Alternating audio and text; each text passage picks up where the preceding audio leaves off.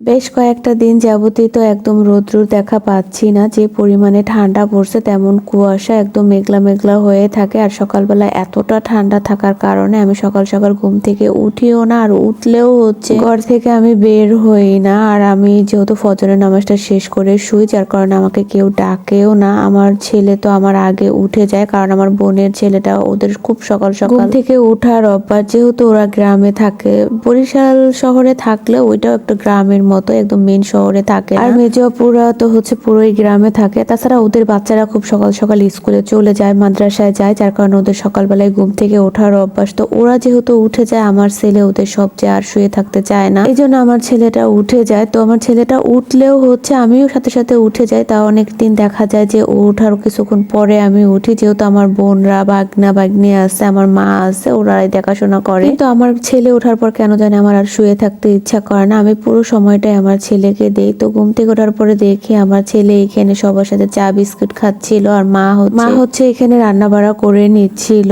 একেবারে দুই বেলা রান্না একসাথে মা সকালবেলা করে ফেলে, যেহেতু অনেক মানুষের রান্না। আসলে সকালের রান্না শেষ করে আবার দুপুরে রান্না করতে করতে দেখা যায় জোহরের নামাজ গোসল কোনো কিছুই ঠিক মতো হয় না। তাছাড়া এখন তো রৌদ্র উঠে না, এত পরিমাণে কাপড় চোপড় ছাদে দিয়ে রাখলেও দেখা যায় শুকায় না। এই জন্য মা সকালবেলা দুপুরের আর সকালের রান্নাটা একবারে রান্না করে ফেলে। আর রাত্রে যখন হালকা পাতলা কিছু একটা করে, সেটা হচ্ছে আমাদের গ্যাসে হচ্ছে ঘরের ভিতরে আর কি করে ফেলে। বাচ্চারা ওখানে চা নাস্তা খাচ্ছিল, মা রান্না করতেছিল, আর আমি এখানে দাঁত ব্রাশ করতে করতে, আমার বড় বোনের ছেলে যেহেতু আজকে বাড়িতে, ও সপ্তাহে একটা দিন আর কি বাড়িতে থাকে, সেটা হচ্ছে শুক্রবার। তো এখানে হচ্ছে আমাদের যে কবুতর পালে, এখন তো অনেক ঠান্ডা, কবুতরের ডিম পাড়ে রেখে দেয়, কিন্তু উমে বসতেছিল না, যার কারণে আমার দুই ভাইগনা মিলে হচ্ছে কবুতর যাতে সুন্দর মতো বসতে পারে ডিম নিয়ে, এই জন্য এখানে বিড়ার মতো বেঁধে দিচ্ছিল খ্যার দিয়ে, সেগুলোই দেখতেছিলাম। আসলে আমাদের বাড়িতে সবাই সবার কাজকর্ম নিয়ে আর কি ব্যস্ত, শুধুমাত্র আমি একমাত্র ব্যক্তি যে কিনা কোনো কাজকর্ম নিজে থেকেও করি না, আর আমাকে করতেও দেয় না। এত সকালে ঘুম থেকে উঠে বড় আপু একদম পুরো বাড়ি ঝাড়ু ঠাড়ু দিয়েও পরিষ্কার করে ফেলছে। তো তারটা ব্রাশ করে আমি এখানে মুখটা দিয়েও পরিষ্কার করতে নিছিলাম। পানিটা এত পরিমাণে ঠান্ডা, হাত আর মুখটা মনে হচ্ছিল পানি যে জায়গায় লাগতেছিল ওই জায়গাটা একদম জমে যাবে, এরকম একটা অবস্থা। তো মুখ টুক ধোয়া শেষ করে মা ডিম সেদ্ধ করে রেখে দিছিল, ওইটা খাওয়া শেষ করার পরে কিছু ভিজা কাপড় চোপড় ছিল, সেগুলো নিয়ে হচ্ছে আমি ছাদে চলে আসছি। কারণ বাচ্চারা তো প্রতিদিনের কাপড় চোপড়, ওদের প্রতিদিনই ধুয়ে দেওয়া লাগে। ওরা এত পরিমাণে কাপড় নোংরা করে যা বলার মতো না। আর আমাদের বড়দের কাপড় চোপড় তো বাদই রয়ে গেল। এমনিতেই শীতের দিনে রৌদ্রুর ধকটা কম থাকে, তারপরে ঠিক মতো রৌদ্র উঠলেও দেখা যায় 2 দিনে কাপড়টা শুকানো যায়। আর যেহেতু আজকে 3-4 দিন যাবত কোনো রৌদ্রই উঠে না, এই জন্য কাপড় চোপড় এত পরিমাণে জমে গিয়েছিল। তারপরেও ছাদে দিয়ে রাখি, অন্তত একটু বাতাসেও যাতে আর কি পানিটা শুকিয়ে যায়। তো যাই হোক, কাপড় চোপড় গুলো অনেক পরিমাণে ওইখানে রেখে দিয়ে হচ্ছে আমি এখানে দেখতেছিলাম আমার ভাইগনারা কি করে। কাপড় চোপড় গুলো রোদ দেওয়ার পর ছাদে আর বেশি একটা সময় থাকেনি, খুব ঠান্ডা লাগতেছিল। তো ছাদে থেকে নেমে এসে দেখি এখানে বড় আপু আর মেজ আপু বসে ছোট ছোট পুঁটি মাছ কিনে নিয়ে আসছে, সেগুলো আর কি কাটতেছিল। সকাল সকালে এই ছোট মাছগুলো মা কিনে নিয়ে আসছে, যেহেতু আমি একটু ছোট মাছ পছন্দ করি। তাছাড়া আমি 2 দিন আগে মাকে বলে রাখছিলাম, মা এবার তুমি পুঁটি মাছের শুটকি দাওনি, সেই কথাটা আমার মার মাথায় রয়ে গেছে। তো আজকে বেশি পরিমাণে পুঁটি মাছ কিনে নিয়ে আসছে, আজকে একটু রান্না করবে, আর বাকিগুলো সব রেখে দিবে শুটকি দেওয়ার জন্য। মা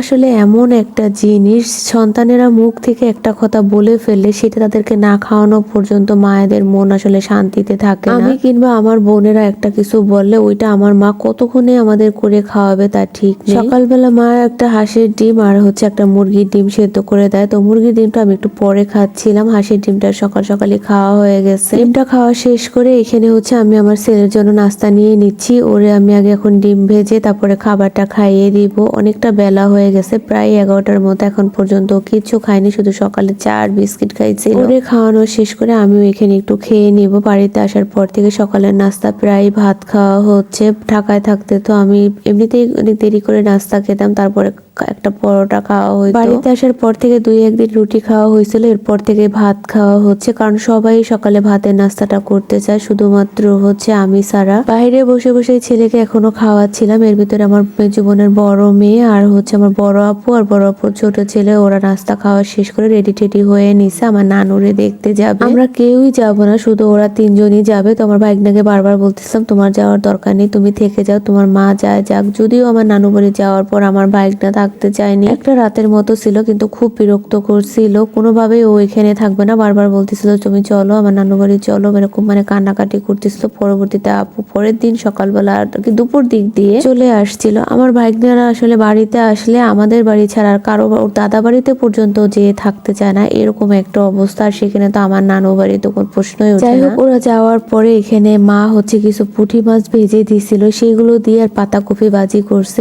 তো সেগুলো দিয়েই হচ্ছে আমি সকালে নাস্তাটা করতেছিলাম। পুঁটি মাছ ভাজা দিয়ে গরম গরম ভাত খেতে খুবই ভালো লাগছিল। এরকম আসলে শীতের সকালে পুঁটি মাছ ভাজা বা ভাজি দিয়ে ভাত খেতে ভালো লাগে, কিন্তু অতিরিক্ত ভাত খেলে আমার আবার ওজন বেড়ে যায়, যার কারণে আমি ভাতটা তেমন পছন্দ করি না। খাওয়া দাওয়া শেষ করে হচ্ছে কিছু কাপড় চোপড় শুকায় গিয়েছিল, তো সেই কাপড়গুলো হচ্ছে এনে এনে এই খাটের উপরে রেখে একদম খাট ভরে ফেলছে, সেগুলোরে হচ্ছে আমি ভাঁজ করে নিছি। আমার আর আমার কাপড়গুলো আমি ওয়ার্ড্রোবের ভিতরে গুছিয়ে রেখে দিছি, যেহেতু আমরা অনেকটা দিন থাকবো, কিন্তু আপুরা তো আর বেশি দিন থাকবে না, ওদের কাপড় চোপড়গুলো গোছগাছ করে ওদের ব্যাগের ভিতরে দিয়ে দিছি। কাপড়গুলো ভাঁজ করে রেখে আমি বাহিরে এসে দেখি মা এখানে পিঠার রস জাল করতেছিল আর আরেক চুলা পিঠা বানাচ্ছিল। তো আমি মাকে বলছিলাম পিঠা বানানোর আগে আমাকে ডাক দিবে, আমি দুই একটা এমনিতেই শুকনা শুকনা খাবো। সেই জন্য মা পিঠা বানিয়ে সাথে সাথে আমাকে ডাক দিছে যে পিঠা বানাচ্ছি, তুমি এসে খেয়ে যাও। আমি আবার রুমের ভিতরে হচ্ছে শুয়ে শুয়ে টিভি দেখতেছিলাম। আজকে বাড়িতে হচ্ছে মা এখানে দুধ চিতই পিঠা বানাচ্ছে, আগামীকালকে যেহেতু আপুরা নানু বাড়ির থেকে চলে আসবে, এই জন্য আজকে বানিয়ে রাখতেছে, কালকে সবাই একত্রে মিলে খাবো। গরম গরম পিঠা বাজতে ছিল আর আমরা সবাই মিলে খাচ্ছিলাম। আর আপনাদের ভাইয়ারে ভিডিও কল দেখাইছি, তো আপনাদের ভাইয়া বলতেছে একা একা খেলে পেট ব্যথা করবে। তো যাই হোক, এই ছিল আমার আজকের মতো ভিডিও। তো কেমন লাগলো সবাই কমেন্টে জানাবে। সবাই ভালো থাকবেন। আজকের ভিডিওটা এই পর্যন্ত।